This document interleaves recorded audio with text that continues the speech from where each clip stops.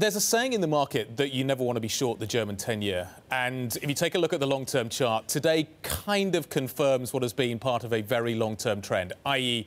we've seen yields going lower and lower and lower. My question to you this afternoon, though, is a little bit more immediate. Is the market signalling that Draghi is behind the curve?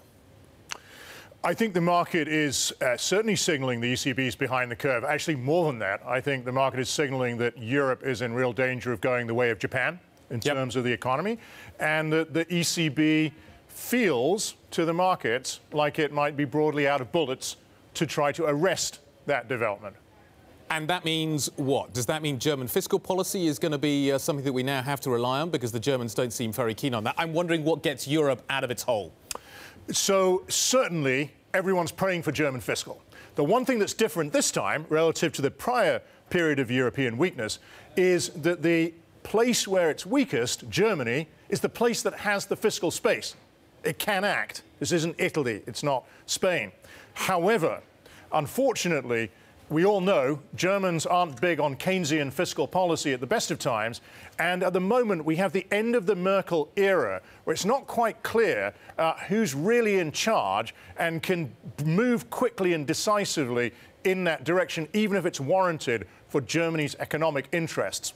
If it's not German fiscal, feels a little bit like Europe is reliant on the rest of the world bailing it out. If China's stimulus is successful enough, Europe will clearly get a lift. Obviously, dovish Fed and so forth may also help in that regard. Krishna, what's going on out there right now? We have the Turkish lira taking a dip. We have gold up to 13.12 an ounce, and we have equities selling off. Is the psychology changing fast today?